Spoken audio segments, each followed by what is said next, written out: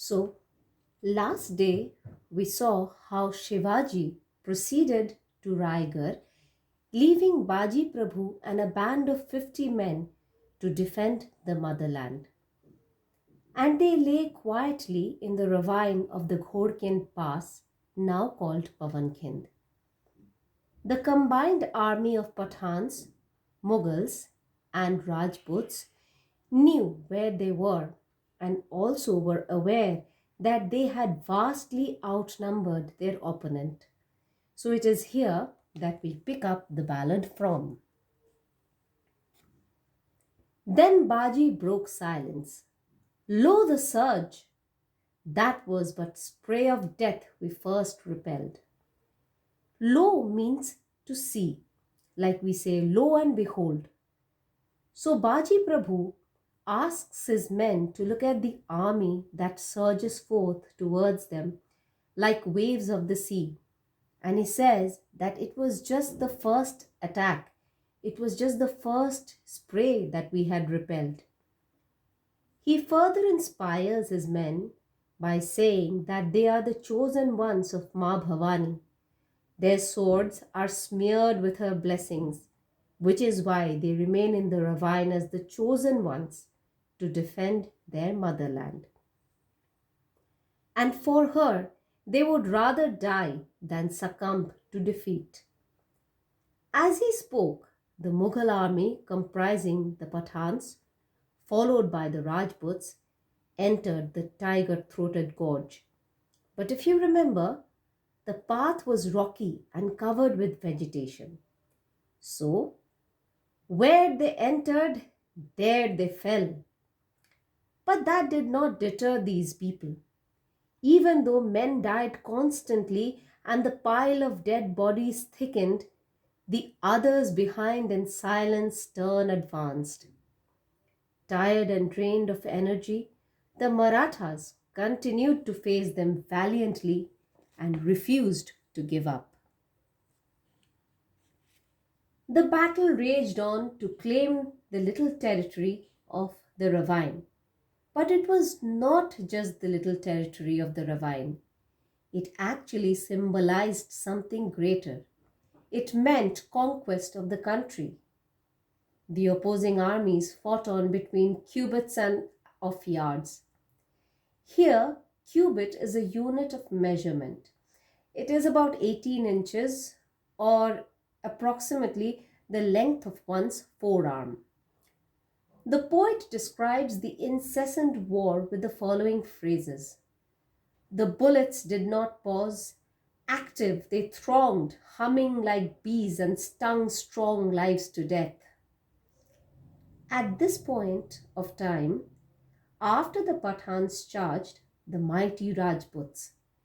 The Rajputs we know are human symbols of the term dauntless bravery. They came riding with their rapid, royal, reckless pace. Do you note the alliteration here?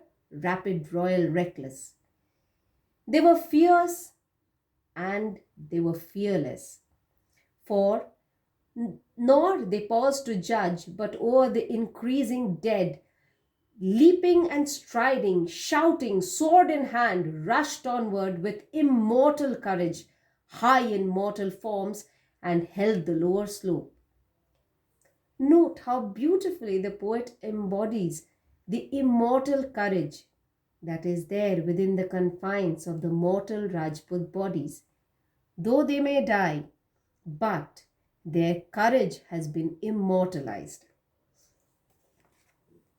Now, as the combined forces tried to infiltrate the ravine from below, and in fact, as the poet says, that they had somehow held the lower slope also, a fraction of the Adil Shahi army, with fire in their hearts that the poet compares to a hot, dusty simoon, tries to launch an attack from above. But as they tried to come down the slope, these were the particular reasons why Shivaji chose this place for his men to stay, for them to try and defend the motherland. That is where they were safest. If you remember, He said the slopes of these ravines, they were too steep. So as these people tried to come down the slope, down they fell with huge collapse, and rolling with their shock drove back the few who still attempted. I mean, they just fell down, they just tumbled down. And the people standing on top of the cliff, they were too cautious. They were scared. They saw that their fellow men, they just tumbled down and fell to their death. This baffled the army, and as they stood perplexed, wondering what their next step should be, like a new dawn filled with hope, rose a brave Rathor leader. His sword glinted, igniting the passion for victory in the heart of the Rajputs. It seemed as if he was protected by some invisible shield. The bullets could not touch him, nor did he look exhausted. So, with renewed vigor, the Rajputs flung themselves on the incline like clambering lions. So they were lions, but they were not sure footed. They clambered down in an uneasy manner, I can say. The Marathas remained undaunted for the 50 swords to thrust them back, Baji the Prabhu leading. This happened over and over again, and every time the Marathas were successful in encountering the deadly tide of the foes. For the poet says, from right and left Maratha muskets rang their music out and withered the attack. As the battle continued, the Marathas' desperation became evident, and the Mughals, who stood waiting at a distance watching the Pathans and the Rajputs fight, were confident that it was just a matter of time before these mighty Marathas would be silenced forever by the combined forces. The Rathor, if you remember, continued to inspire his men, charging like a tiger or even like a ship that has successfully conquered the stormy seas. It was then that Baji Prabhu made his appearance, and in a flash he thrust his sword fatally into his fiery opponent.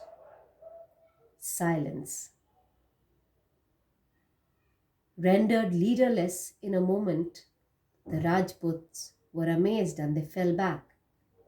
The leaders of Agra reeled back as if an unknown invisible force had hit them hard. The Rajputs' desperate victory had suddenly turned into entire defeat. The generals commanded retreat for the time being. But then again came a fresh wave. It was now the Pathans. By now, the Marathas were brimming with confidence, and experts in guerrilla warfare as they were, they remained covered by the rocks and the trees, waiting in the ravine, concealed and thirsty for their enemy's blood. The fearless Pathans started to climb down the steep headland or the slopes referred to here as promontory. But the Marathas were lying quietly, waiting to ambush the attack.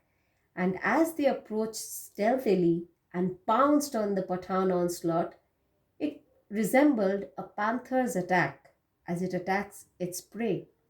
So, no wonder the panther of the hills had chosen his band of men carefully. The silence was so pressing that it seemed to warn the enemy, speaking of the deadly party that waited to ambush them. And then it did happen. The attack, the men of the allied army fell in such a way that the poet has to compare it to the uprooting of trees during the reckless rampage of a deadly cyclone. Appalled or shocked at the outcome of the battle, the commander of the Adil Shahi army asked the army to retreat, and then they, in dubious council, met. Dubious, they were not sure of what to do, to decide the galling or annoying question of whether to withdraw or continue with the fight at such a high cost of lives.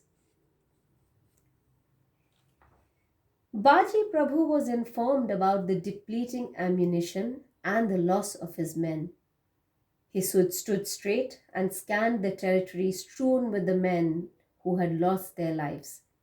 And from the dresses or attire that they wore, he could figure out that the loss of his own army was not as substantial as he had anticipated.